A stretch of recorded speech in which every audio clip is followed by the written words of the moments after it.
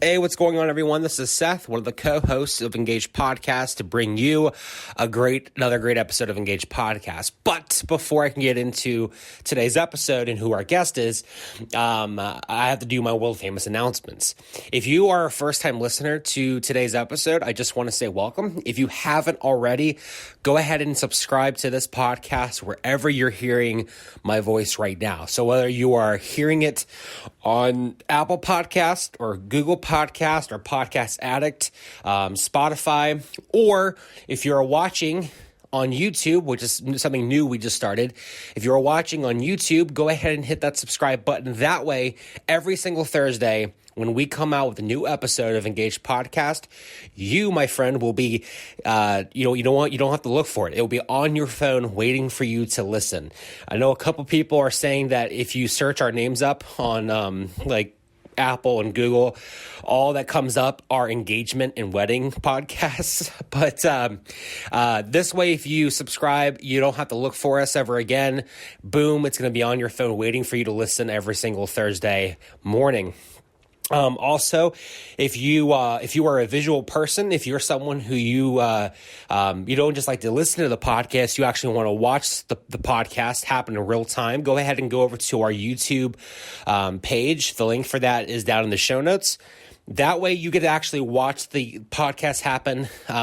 We're still working out some of the bugs. Like this week, you only get to see Pastor Anthony and the guest, which is fine. But hopefully by next week, we'll have all the bugs worked out and the audio worked out and all that. But it's definitely an improvement from what it was last week. But if you want to go and watch, go ahead and go to our YouTube page, and you can see it happening there.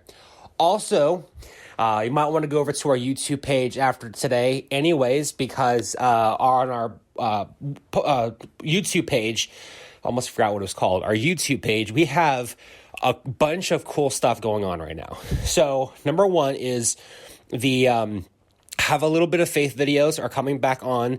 I took a little bit of a break during the holidays and with the podcast changing and all that. I wanted to devote as much time to that as possible, but I will kick those back up again. The other thing too is we just added a new segment on our YouTube page called For the Love of God.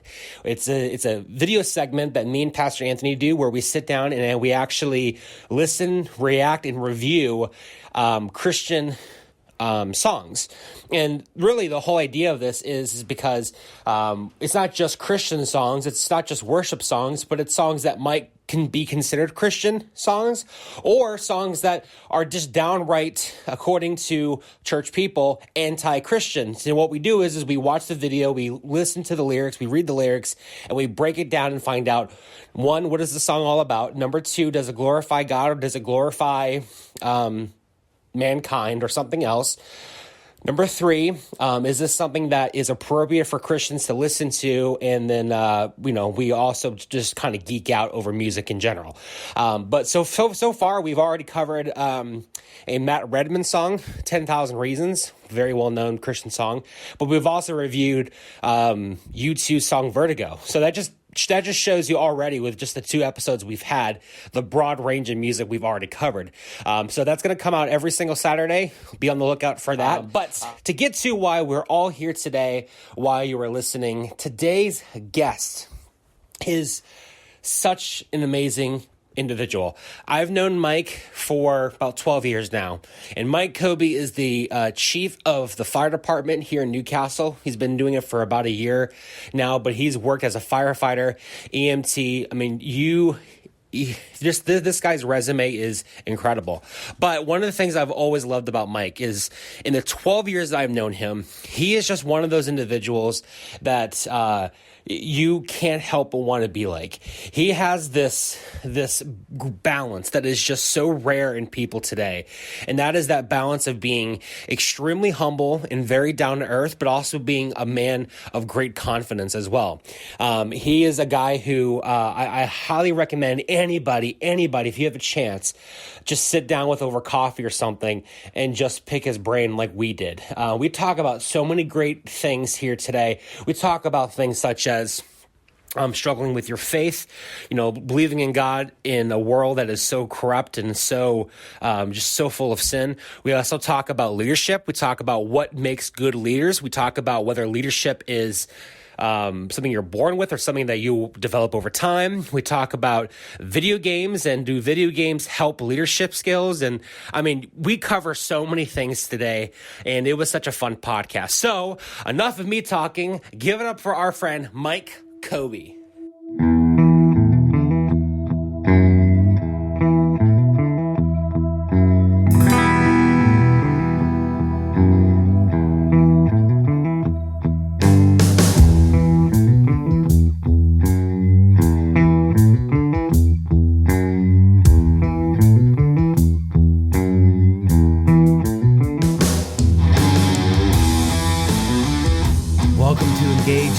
Studios. We're sitting here today, Seth and I, at Faith Presbyterian Church with Mike Kobbe. Mike is the chief at the Newcastle Fire Department. You've been the chief for about a year.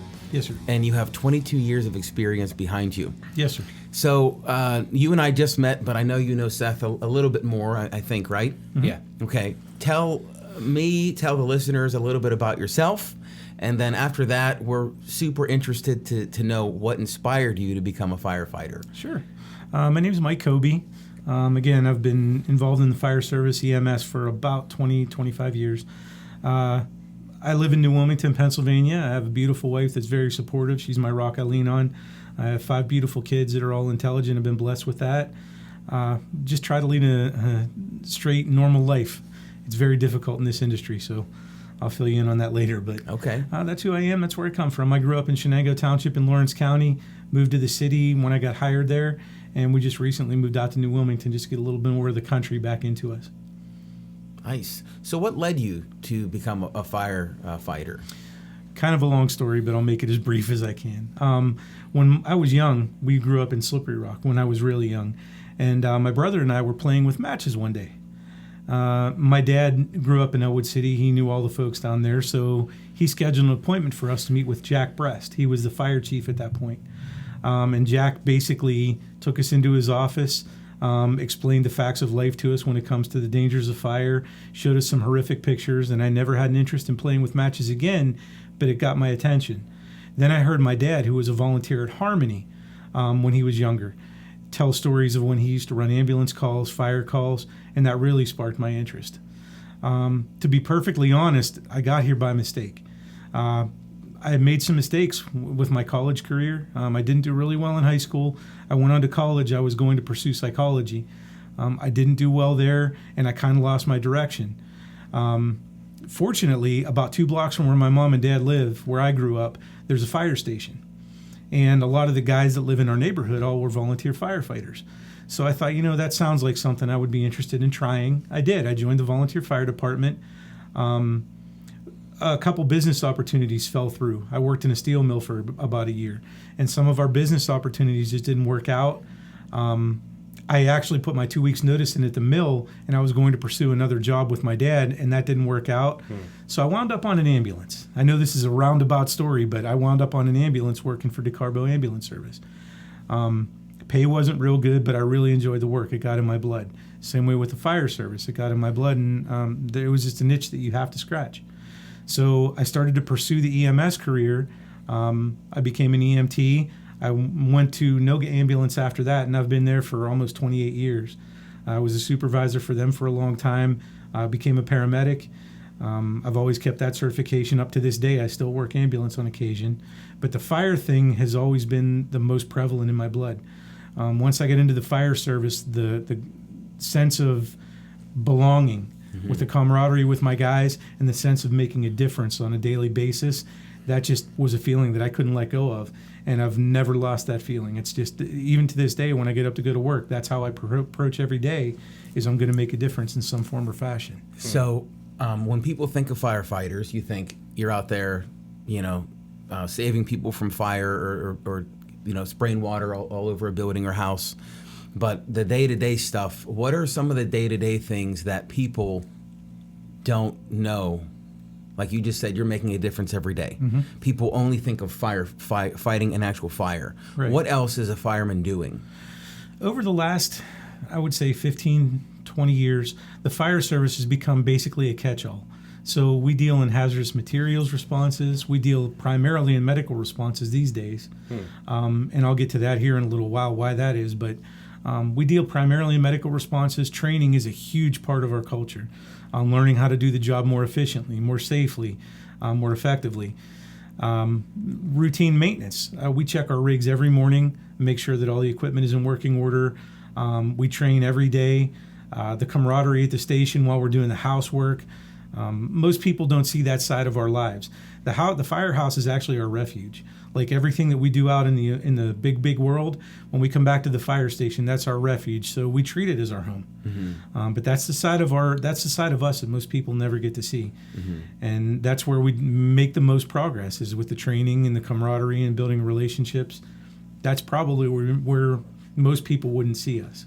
So the hours are funny there, right? It's traditionally like, what, 4 days on, 3 days off, or something like that. We work it's a 24-48 schedule. So personally, as the administrator now, I just do daylights Monday through Friday. But my guys, I have a 4-platoon system. Each platoon has 6 men on it, and each platoon works a 24-hour on, 48-hour off schedule. They do that for 3.5 weeks. Then they have a 9-day break. So they're off for 9 days. It's based on a 42-hour work week. So when you wash out all the hours, the 1 week you end up doing 3 24-hour shifts. That makes up the difference for the week that you're off. And how does that affect? I mean, clearly you can see you're talking about camaraderie, right? The more time you spend with people, especially doing significant things together, that builds brotherhood. Right.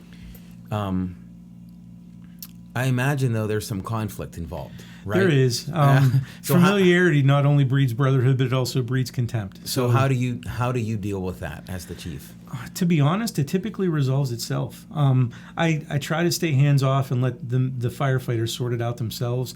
But there are times when I do have to step in and say, "Listen, this is ridiculous. You guys need to knock this off." I've only had to do that once since I was the fire chief. They're like siblings. A bunch of them are younger in age. I'm considered the old man now. There's a lot of us that are in my age group, and we're in the administrative echelon.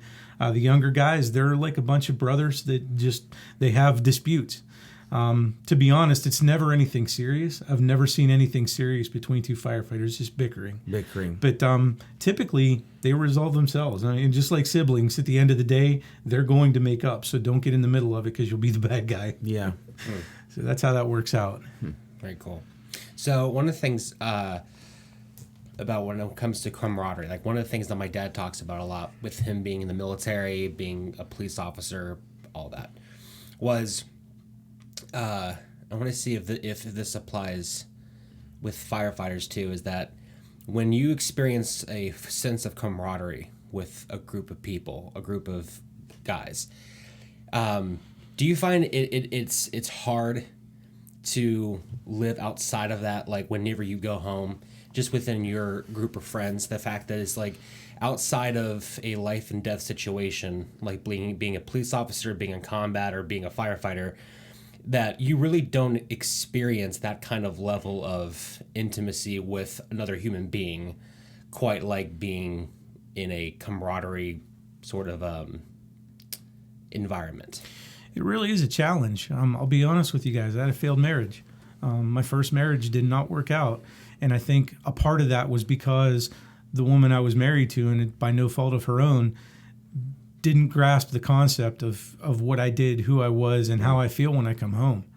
And I blame that totally on me because I didn't stretch out and try to help her understand that either. That's on me.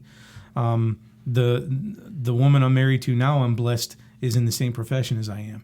So it's easy for us to relate. Like when we have a bad day at work and don't want to talk about it, it's understood that we're not going to talk about it. Yeah. But at the same time, it affects your relationships outside of that. Like people I was friends with for years, they're never going to understand how I work because they're not in the same situation. That's why the bonds that we build at the fire station extend far beyond that. Yeah. If a guy's moving, 5 guys will show up to help him. If a guy breaks down at 2 o'clock in the morning and my phone rings, I'm going because I know if the situation was reversed, he would do the same. Right. So it's not just a tight-knit family inside that building. Right. It's a tight-knit family outside of it as well. That's an excellent point. And not to say that pastoral ministry is is as demanding, but it's there's a very similar concept in that our jobs, there's no punch in and punch out. You're on go or ready to go. And so, the people around you have to have that understanding. And I remember, for me, when I was a senior in high school, we used to go to there was a youth pastor that we were very close with, and he would have the seniors over. And this was my first experience in church. Like, I wasn't raised in youth group and things like that. And we'd go to his house, and it was just fun. We'd have pizza, and it was a great time. And I remember one night, the phone rings, right? And it was pretty late. He gets up, he walks over, and he's on the phone, and he hangs the phone up. And I remember I kind of was watching him in the midst of what everyone was doing, and he walks upstairs. He comes downstairs in khakis and a tucked-in shirt, and he looks at his wife. He goes, I got a phone call. So-and-so's in a hospital. They're not doing well. I have to go. Now, he didn't say anything to us, but for me, I went, wait a second. He's home. He worked. Now he's leaving again. And it wasn't like that's the only time it's ever happened. But I only could think about my own dad, who got up in the morning, went to work, came home. When Dad was home, Dad was home. Mm-hmm. So it's a very different dynamic in that kind of a job. Yes, sir. So a little bit about yourself. Who would you say have been your biggest influences? Who inspired you in your life? I would have to say, first and foremost, my parents. Just my father's work ethic and my mom's nurturing nature, I guess you would call it. Kind of the combination of two. Made me to be driven. I don't know when to stop, and I don't know when to stop on either front. As far as the work ethic goes, or as far as the compassion for other people, they would have to be my biggest influences. We grew up in a Catholic family. My grandparents were Catholic. My mother and father brought us up as Catholic. I pursued that direction, and then I lost my way. Along the way, I lost my direction. I had some serious conflicts with religion and real life, serious conflicts that kept me up at night, just not understanding the plan. I mean, faith is a very, very powerful thing, but when you do what we do, you question it a lot. That became a really hard point for me to get past. Once I moved into the church that we belong to now, New Hope Wesleyan Church in Newcastle, once I moved into that kind of environment, it changed my view a lot. I sat and talked to our pastor a lot. I talked to members of our congregation, and it softened my view on that to where, okay, I kind of understand where you're coming from now. But I have to say the church was a big influence because despite the conflict, I've always retained the faith. What do you mean by, when you see the conflict of what you were doing versus what the church was teaching? Like, what's an example of that? What's keeping you up at night? Well, as far as the church's preaching, God has a plan. He has a grand design for all of us. And sometimes some of the things that we're exposed to, some of the things we see, really make you question, okay, what is that plan? Because why would you do this? Why would you allow this to happen? In what world is it acceptable for you to present me with a child in this condition by someone else's choice to put them in this? In what world does that make sense in your grand plan? And that was my biggest question. I mean, good things happen to good people, but bad things do as well. And I just could never make the two mesh. It made it really hard for me to come to terms with going to church and believing one thing and then going out on the street and seeing another. It made it really hard for me to grasp that concept. I've come to terms with it over the years. I accept that there is a grand plan, and I'm not privy to it. So things happen for a reason. But back to the day when I basically lost my faith, I had a really hard time connecting the dots. Why would you do this if you want me to have faith and believe that you're a loving and caring God? Why would you do this to someone? Mm-hmm. Why would you expose everyone around you? And it's not just the thing that most people don't understand is I don't just suffer from it. I mean, I've developed very unhealthy coping mechanisms, not sleeping, caffeine, things like that, but it affects everyone around me too. My family suffers, my kids suffer because of the mindset I'm in. It's not hostile, it's just depression, frustration, but I really had a hard time wrapping my head around that. And I've kind of come to terms with the fact that that's the way it's going to be and how to handle it and deal with it moving forward. But I have to be honest, it made me really question my faith for a long time. Mm-hmm. We hear that. Yeah. Right? Oh yeah, 100%. I mean, not to the degree that I'm 100% sure that you have felt it, but there have been events and things that have happened within my life, and that there was a point too where I thought, it was kind of like, I don't want to say it was the C.S. Lewis thing, but it was, if there is a God, why is he just so cruel? And how is it, when I read the Bible, it says that God is a loving father. Well, if I knew any father that allowed things to happen like God seems to allow to happen, nobody would ever call that God a good, that father a good father. And to me, one of the things that helped me out the most was, believe it or not, was reading a book by C.S. Lewis, the guy who wrote The Lion, the Witch, and the Wardrobe. It was a book called Mere Christianity.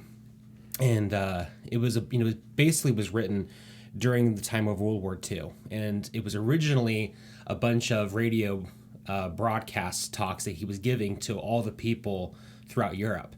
And when I heard that, I was like, well, now I want to know what this Christian was telling people who had their homes bombed, sons lost, fathers lost. And one of the things he talked about, and it was a huge game changer for me.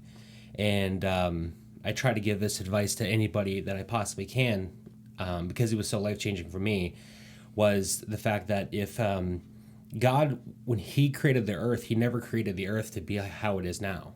He created it to be completely perfect. And in fact, we wake up every day wanting to experience that world that God originally created. We wake up every day without, we live every day thinking death does not exist. People are compassionate. People are loyal, which is why throughout the whole day, when we see people betray other people, when we see people being mean to other people, it bothers us so much. And when he was talking about the fact that, and I can't remember exactly how he said it, but he was talking about the fact that if you went into a beautiful cathedral, the first thing you notice is the beautiful artwork and everything that you see. And he says, but then you would realize all the destruction that has been done to this. He said, the first thing you would think of is, why did the creator of the cathedral do this? The first thing you'd think of is what kind of enemy has created this? And he said, so as a atheist turned Christian, that's when he was talking about, he looked at the world and saw, because he served in the First World War, C.S. Lewis looked at the world and he said, why am I blaming God for this? God built the cathedral to be a certain way. Mm-hmm. And then something evil has come in and destroyed all of it. And he said that was what kicked off his faith, where he started to read the Bible and realized that, oh no, God created the earth one way, sin came into the world through mankind, and it is the way it is now, but he has always had a plan from the very beginning to restore all that. Mm-hmm. And me reading C.S. Lewis's mental train trying to work through this out, and then hearing him tell all of Europe that, to me, it was a huge game changer for me, because I realized it was like, oh, okay, it makes sense that way. And I'm sure it was something that I heard growing up, because my dad being a pastor, the penny didn't drop for me. So I appreciate you sharing that. And it's, I think it's such an important thing for Christians to share moments of doubt, because we do have them. Mm-hmm. I mean, we all do. I think at any point, any pastor has too.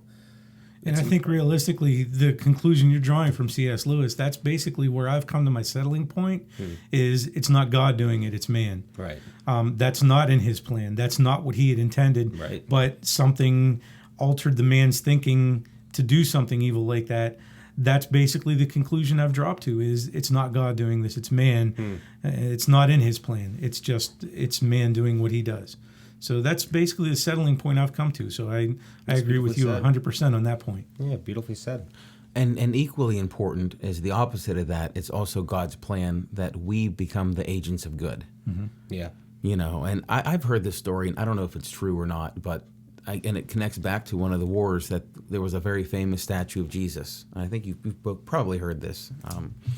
And as they were reconfiguring it to put it back out there, the person who was in charge, when they got to Jesus' hands and feet, asked them to stop. And everyone was confused. And he said, because Jesus has no hands and no feet except for you all. So It was a visual reminder. That's a great tangible representation. Yeah. I like that. Yeah, it's cool. And Paul, And I think in 1 Corinthians 6 something or 3, one of the two, he calls us co-laborers with Christ. And it's something people don't think about. We're co-laborers. We got what's happening here and what's happening here. And he ordained from the beginning of time. We're co-laborers. We work together. It's a visual I like to think of as we're latched in arms. And I, people always want to see God move. And I tell them, if you want to see God move, then move. Right? Do something. If you're not part of the process, you're just an observer. Yeah, right. You see this all the time at games. You have the folks sitting on the sidelines. They're always the loudest. They're also the coziest. But the noise gets quieter as you get to the field. But those are the people who are in the game, bloody, sweaty, beat up, bruised, right? But they're the ones that are actually doing something. So, I think it's something that everyone at different times have struggled with. I appreciate your honesty, really. Yeah. I hope that the folks out there, as they're listening, that they could hear this part and be helped by it. Because part of what we're doing is not just to get to know you, but we're hoping that there are folks out there that this could help lift up and encourage. Yes, sir. Yeah. Loved about you is, and I've known you for good 10 years now. 10 years plus, yeah. Which is hard to believe because it doesn't Time feel flies, like, yeah, buddy. it does. One of the things I've always loved about you is you have this, and I can't put my finger on what exactly it is, but I always called it like the coach mentality. Like there's something about a person, like where it's like almost every coach, every person in like leadership, they have this charisma to them. In your opinion, do you think that quality of leadership where it's like someone is very trustworthy, someone is always dependable, someone's very relatable, all those qualities that almost every leader, every coach, every person that has any kind of influence, such as yourself, do you think that's something that comes naturally to that person, like that they're actually born with? Or do you think that's a quality that happens over time, the more you experience, the more you... Just from a third-person perspective, stepping out of my role, most of the folks that I know that are in leadership positions and are strong leaders, most of them seem to have that quality ingrained. That being said, if you have good leaders around you and you surround yourself with good people, that tends to help that thrive, help it grow. I've been blessed with good leadership. And I've been blessed with not so good leadership. I've learned something from all of them. And I think that's one quality that most people in my position have to have. You have to see the good and see the bad and kind of meld them together to make you what direction you want to go in. That's pretty much how I've been. I've never perceived myself as a forefront leader. Growing up, I was never that guy that was at the front of the tip of the spear. But after watching people that had a big influence on me, like my parents, like my football coach, people that had a big influence on me, they taught me how to be the tip of that spear, and it just basically brought out something in me that was always there. I just never really nurtured it. And then watching, good leaders and bad leaders and learning something from both and kind of building a model that works best for me. That's how it's come about for me. And again, I'm not here to pat anybody on their back, particularly myself, but not to pat anyone on the back because the people that were my influences were both ways. They weren't just good influences. I saw bad influences too, and that's the stuff that I'm mindful to not repeat. So give us an example of both.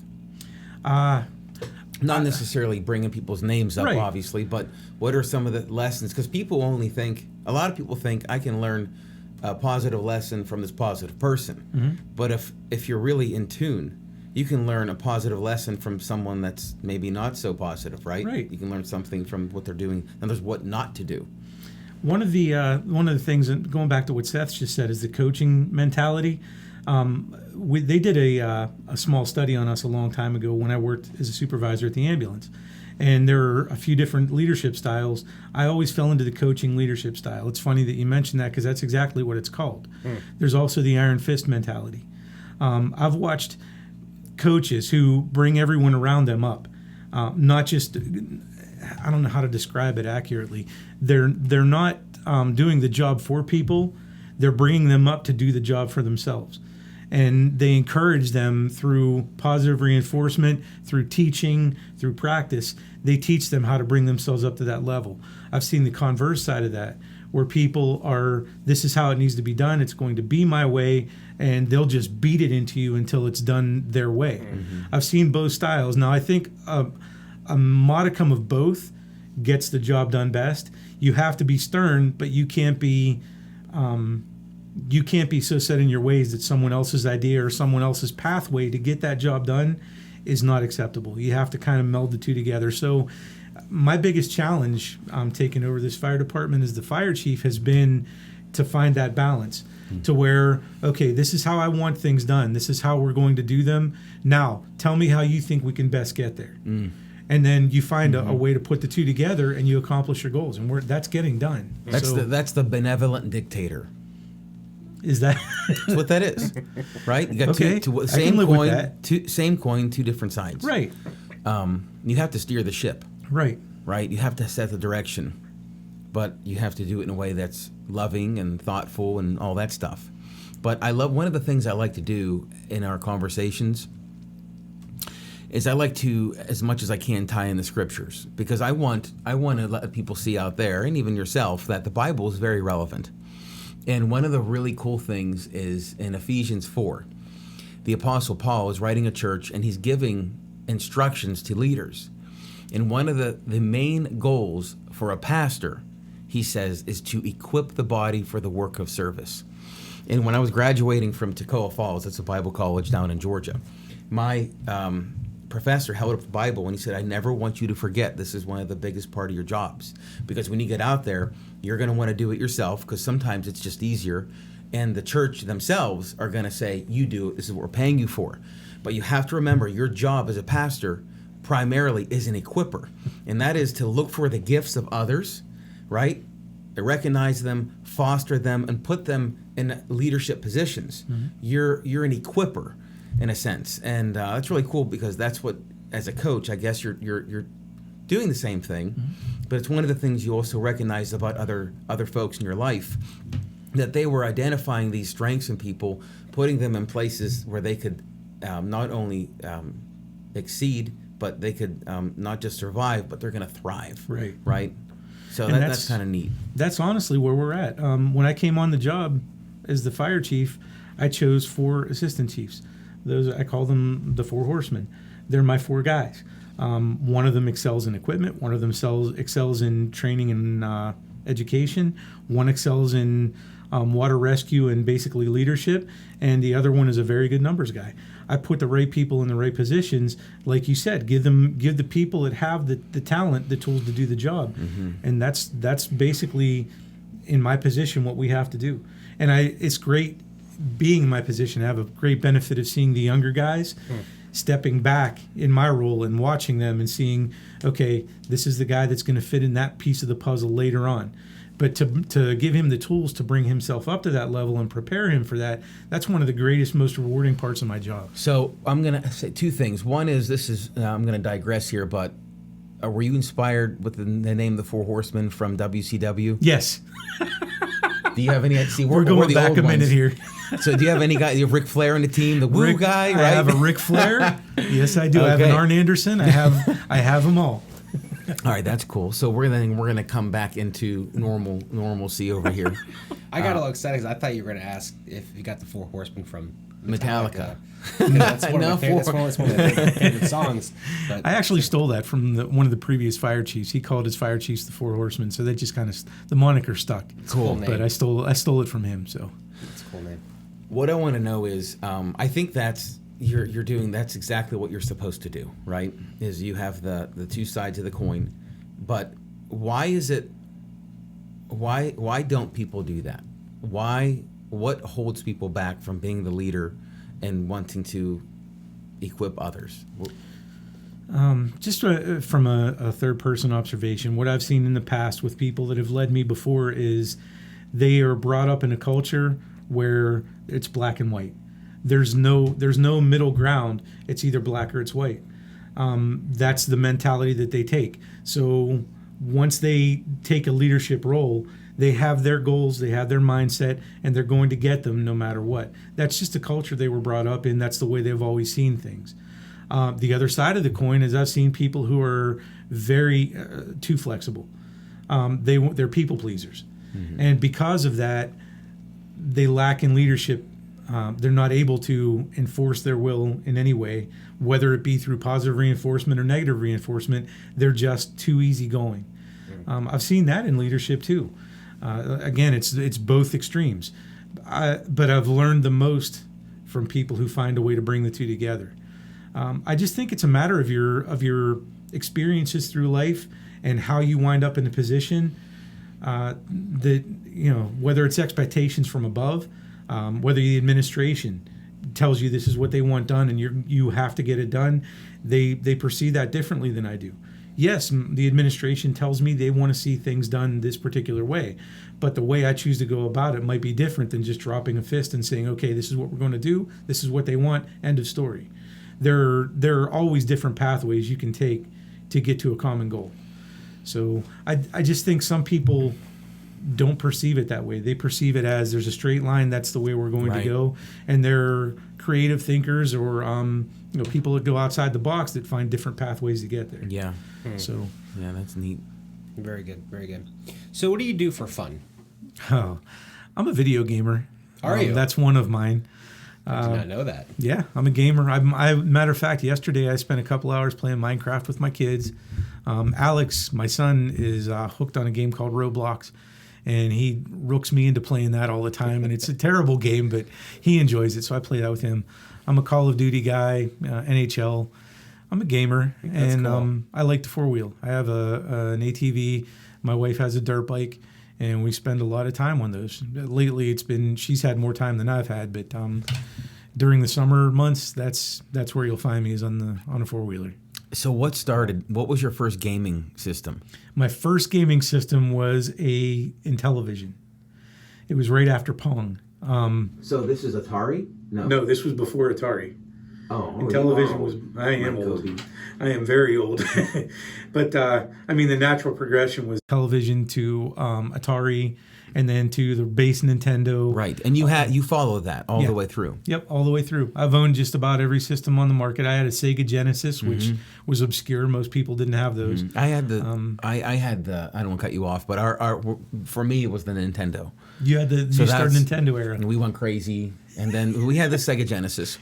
The 16-bit? Is that what it was? 16-bit. Sony Dreamcast. How about that one? A lot of people have never even heard of that. I've heard of it, and I've played that. Not often. I didn't own that. My buddy had that, but it never really took off. No. It was a great game system, but you're right. Once the Nintendo started to make advances, they couldn't keep up. What about then what? PlayStation? PlayStation 1, 2.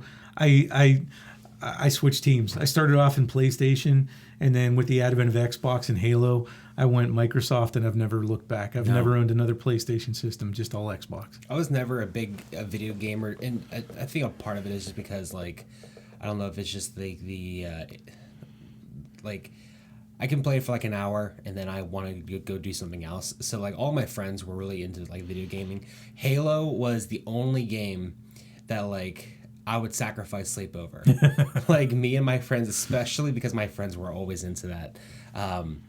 My gosh, when I was in high school, I would say Halo, and probably I would say the next one would be was it BioShock? BioShock. Yeah. That was a great game. That game was incredible. But yeah, those two games, this is the only time in my life where I was I would try to stay up as long as I possibly could until I physically could not stay up anymore just to play those games. But yeah. The platformers have become so immersive anymore. It used to be you had to rely on PC for that kind of immersion. But now the platformers like Skyrim, like you said, Halo, BioShock, those games are so immersive that you become invested in them. And then you can't I fell into that addiction. So I'm a gamer. I was a big Tekken fan. I still like Tekken. Tekken's a great game too. And so, I followed Tekken, and then what happened was I got out of the whole gaming thing. And I'm not a big gamer, but that was pretty much the only game I'd play. And then I was over at GameStop or something, and I saw Tekken 7 used. I said, I'm going to buy Tekken. So I buy it. I forget about it. And one night, I'm like, oh, you know what? I'm going to play Tekken. I'm going to take my belt out and show everyone who the man is.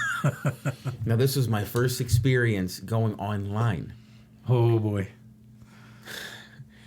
I remember getting my guy, Jin Kayaza, going on there, and I'm like, I'm gonna start destroying people. You got crushed, didn't you? I couldn't even get a punch out. No punch. It was just perfect.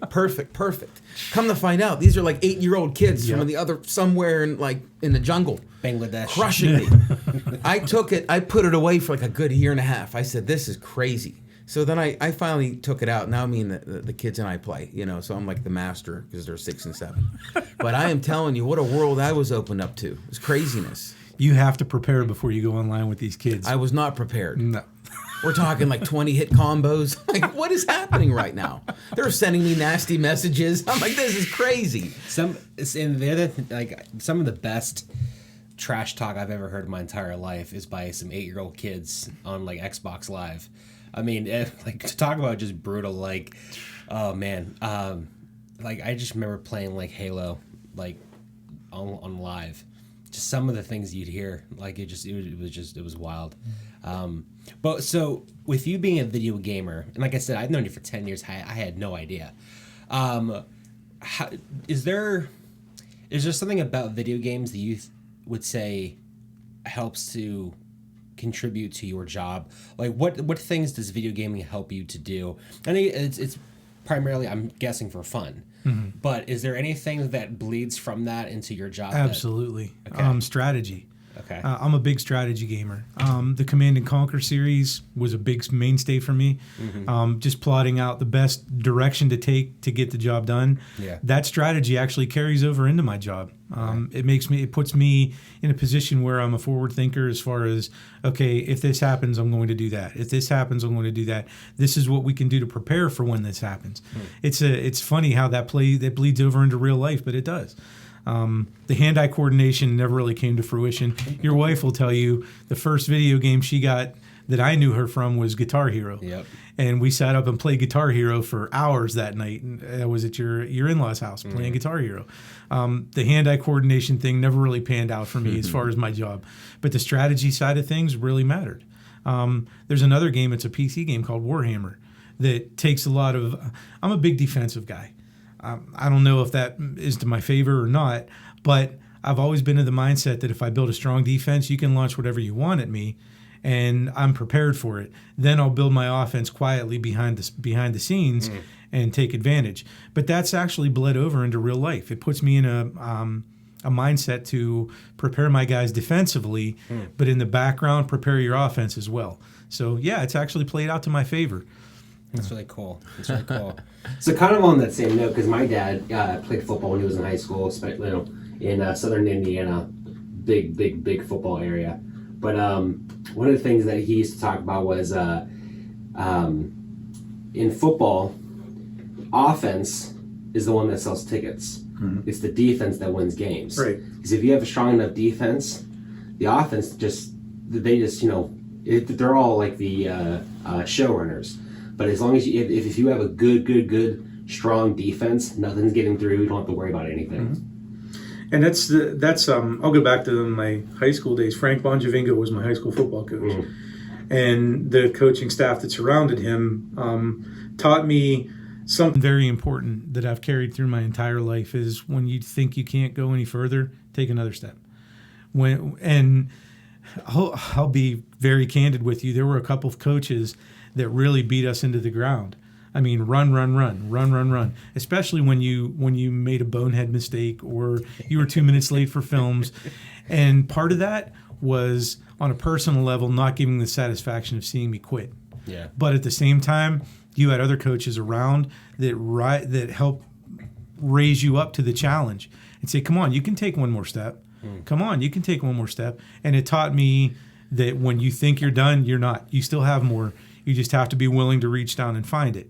And that was a huge inspiration for me when I got into high school. Something I lacked, or I just never paid attention to. It was always there, but it was never groomed. And those people brought that out in me and said, okay, when you think you're done, you're not. You have more, you just have to go find it.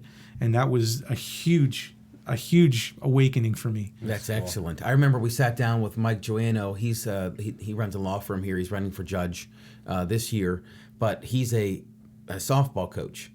And I remember him saying something, he had a different quote, but the same idea. He always tells his kids something like this. Every next bat is another chance. Right. It's something like that. Every next bat is another chance. Mm-hmm. Yeah, you might have swung and missed before, but you're going to have another opportunity at this. Don't let what happened before, hold you back. And just keep going, in other words, And so I like that kind of stuff. That's really cool. I have a quote that actually hangs in my office, and it's stupid because it's from a band by the name Semisonic. They did a Closing Time. Yeah, song. I love that song. Mm-hmm. Great song. But one of my favorite lines in that song is every new beginning comes from some other beginning's end. Right. So even though something ended doesn't mean you can't pick up and start over again. Fast fact. And do you know what the meaning of that song is?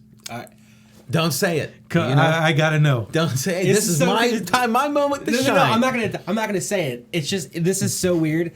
I just watched a video on this.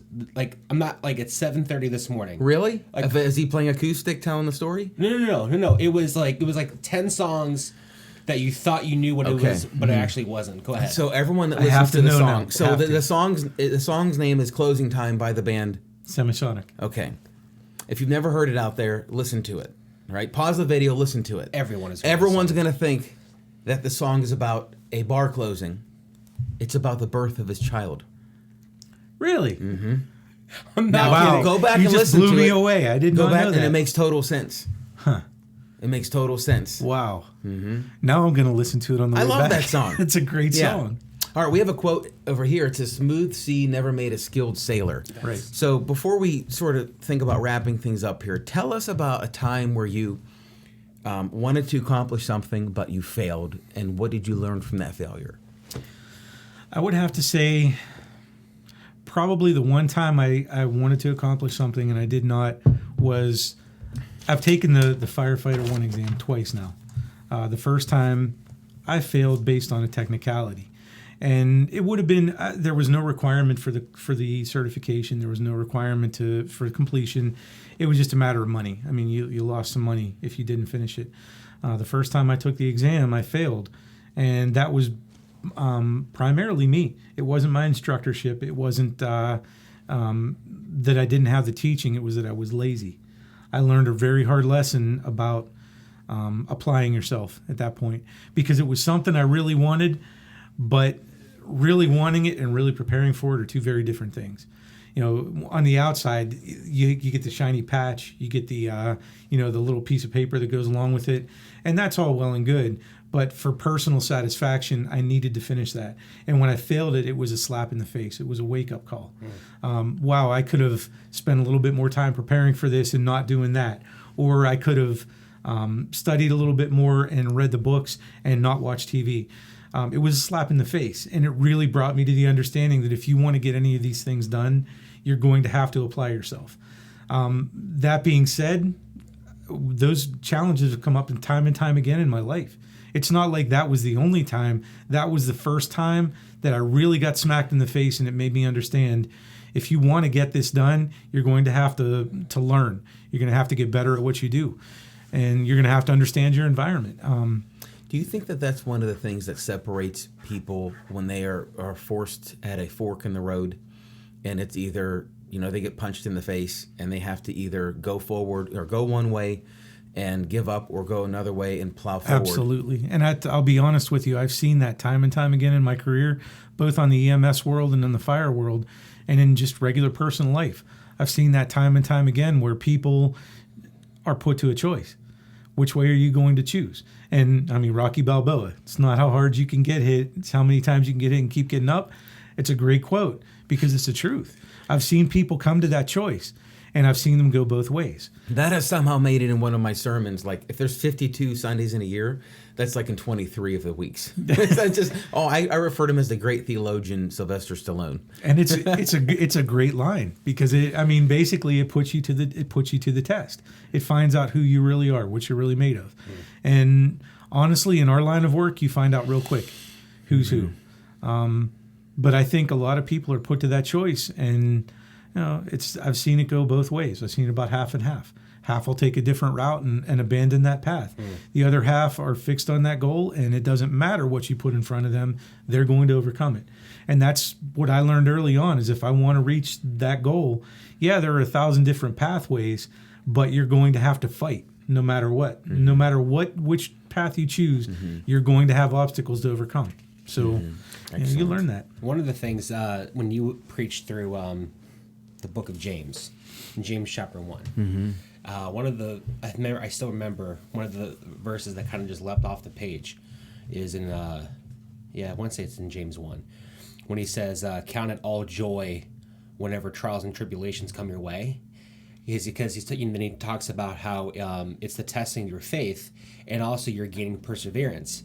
And he says, "But let perseverance finish its work on you." And like that, one of the things I think the big reason why that like leapt off the page is because as humans, we're always so inclined to get rid of suffering, always, and just pain, right? Our main default mode is to avoid pain, is to avoid physical pain, emotional pain, whatever. But there's something about pain, there's something about trials and tribulations.